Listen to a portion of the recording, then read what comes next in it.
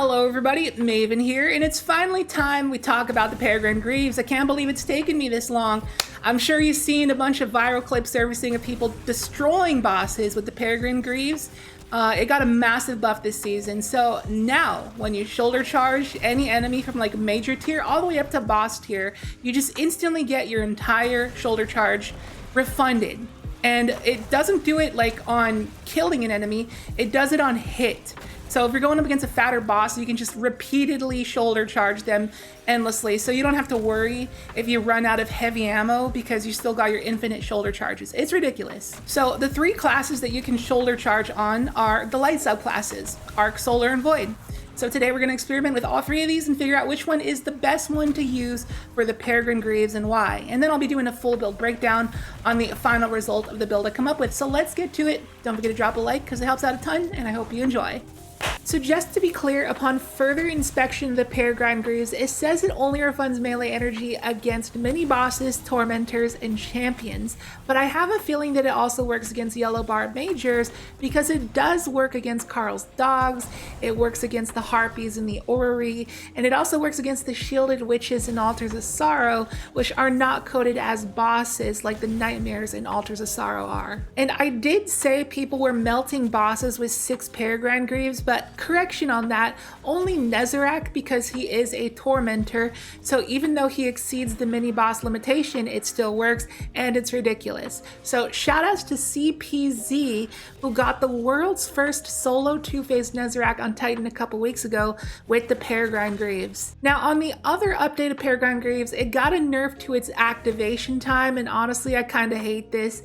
It kills the ease of use for this exotic sometimes. Sometimes it'll just whiff, sometimes the perk just refuses to activate. So as you can see here, I have to be airborne for some amount of time before the Peregrine Strike perks activates on the left side of the screen. However, if I sprint for a while first and then jump, it'll activate right away. So I'm pretty sure it just works determined by the amount of time you are in motion. So now let's move on to a damage comparison between all three subclasses, and we will get to the shoulder charge comparison in a second, but first we got to find out how much bonus melee damage do these subclass perks provide. So a base damage punch does just over 10k, and on Arc, the knockout perk brings it up to over 20k.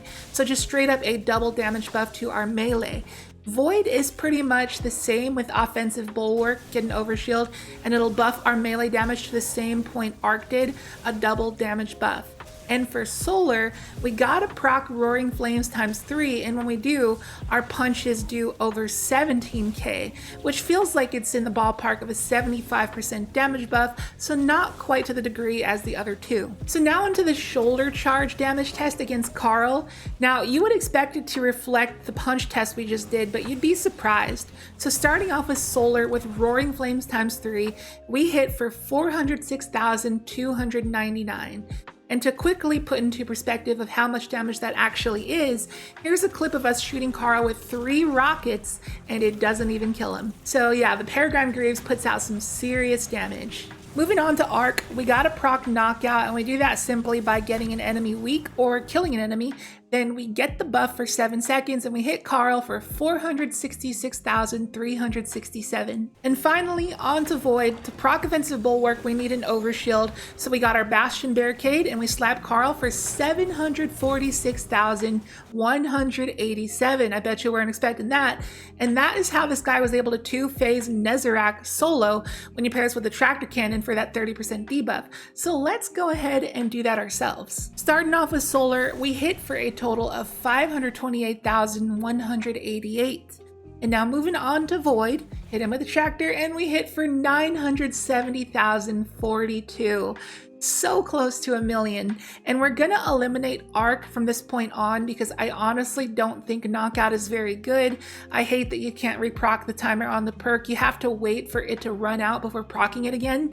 And that's a change I really hope Bungie makes in the future. So for me, it's really between Solar and Void. Now we're gonna do a quick run through the Hydroponics Delta to test the Void and Solar builds, and it's time for the good old mandatory explanation of why the Hydroponics Delta. So this is a Sunshot body shot against ads in the Root of Nightmares raid, and this is a Sunshot body shot against Adds and Hydroponics Delta. The Adds and Hydroponics Delta are twice as tanky as raid adds, making it a great place to test endgame builds and weapons. So with that being said, let's get to the testing. So I'll break down the builds as I do these runs, and I gotta say I spent hours trying to get the Void build as consistent as the Solar build.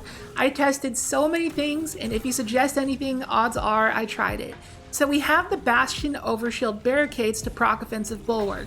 And our goal is to be able to get our melee charge back as quick as possible with these builds so we can spam the Peregrine perk. So for fragments, we got the combo of Provision and Remnant, so our Vortex Grenade lasts longer, and for each tick of damage it does, it recharges our melee energy back up. Pretty much one solid nade completely hitting a chunky target will give us our entire melee charge back. And then we have Echo of Exchange so that our melee final blows give us grenade energy, and then we got Starvation to obtain Devour for survivability, but also final blows while Devour is active gives us grenade energy.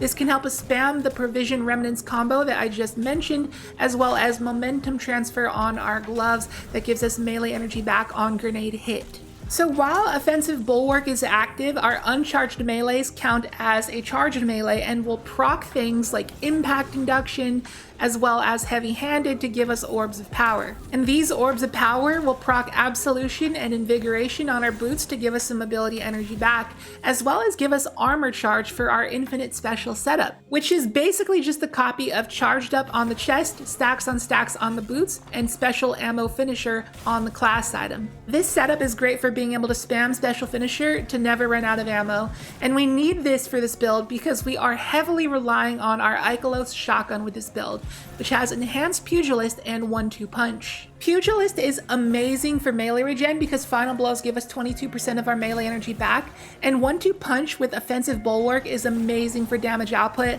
especially with Tractor Cannon. And with our Infinite Special mod setup, we can basically spam our shotgun to our heart's content. So now onto the Solar build, and I'm going to tell you right now, this one is so much better in my opinion, just generally because of the ease of use and the consistency of the build in most situations. Not gonna lie, the Void build took like a dozen takes to get a presentable Hydroponics Delta run, but for Solar, this was literally the first try. So just like Offensive Bulwark, your uncharged punches count as charged melees when Roaring Flames is active.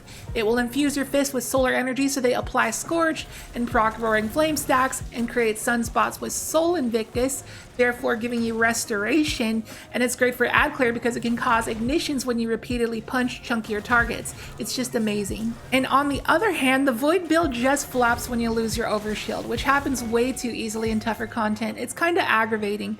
I tried to remedy this in various ways, such as using Vex Caliber, using a repulsor brace to stabilizing rounds weapon, stuff like that. And with the Void build, I really had to jump through hoops and brainstorm for hours on how I could get my melee back reasonably fast, but for Solar, it's free as heck mainly because of Ember of Searing. It says defeating scorched targets grants us melee energy, and remember what I just said about our Roaring Flames punches. But not only that, it also creates fire sprites to give us back grenade energy, and then we got Ember of Singeing that gives us back barricade energy to spam bomber and outreach on our class item, and we can get our barricade back in just seconds with this. And then we got Torches to become Radiant, and then Ember of Empyrean to extend our Radiant and Restoration forever. And not to mention there are several artifact mods that make Solar crack this season. Things like Kindling Trigger, Flint Striker, Torch, Heart of Flame, Revitalizing Blast, and Rays of Precision. And as for the mod setup, it's basically the same idea as the Void build, except we got Focusing Strike instead of Momentum Transfer, and then we got Recuperation on our boots instead of Invigoration. And another difference is that our Ikelos shotgun actually has Pugilist Incandescent instead of Pugilist 1-2 punch, and the reason for that is because the combination of Kindling Trigger and Ember of Searing with enhanced Pugilist make this absolutely ridiculous for getting your melee charge back. Simply 2 kills will fully charge your melee. And in the background gameplay, you may see me using the Mindbender's Ambition. Don't worry, it has the same role. I just didn't have this Ikelos role crafted at the time. But Kindling Trigger plus Ember of Searing alone is so good for getting your melee back that you don't specifically have to use this shotgun if you don't want to. You can just use any incandescent weapon you want. Speaking of which, I was really impressed with the Prometheus lens. It fully reloads itself on final blows, it has incandescent, it has the second best ammo economy in the entire game, it hits hard, and sustained fire with this weapon applies scorch Scorch as well. So it's a very scorchy type of weapon that works well with Searing. The only issue is that if you use Prometheus, then you can't use Tractor Cannon. But to be completely honest with you, Tractor is pretty optional unless you're doing some sweaty challenge. In all honesty, I would probably use Prometheus Lens so I can run an Eager Edge Sword or a Cataphract or Apex. Now, as a little bonus here, I'll show a run of a solo Legend Lost sector, under light of course, because the season just started and we lost our artifact levels, and I wanted to show this so that you can see how Peregrine Greaves does against champions. Spoiler alert, it one-shots them. So Peregrine Greaves is an amazing exotic to use in content with champions. Grandmaster Nightfalls begin tomorrow, so we'll see if they will be meta or not, but it's just amazing that you can kill champions for free without wasting ammo. So conclusion time, you really gotta jump through hoops to make the ability spam work on Void, but in turn, the damage ceiling is so much higher, like nearly double of Solar. But for Solar, you have an all-around better and more consistent build that takes less thought to play with and is much easier to survive with. So personally, I would go with Solar for Peregrine Greaves, and that is my final verdict. But regardless, I will leave dim loadout links to both of these builds down below in the description and the pinned comment if you'd like to give them a try. And if you got any buddies who are Titan mains, I'd appreciate if you share the video with them. I'm sure they'd find it enjoyable. And I hope you enjoyed it. If you did, be sure to hit the like button and drop a comment, because interacting with the video in different types of ways like that really helps out the algorithm. So if you clicked on something, it goes a long way. And if you are new here, please consider subscribing. Would love to have you here. And with that, I'll catch you in the next video. See you later.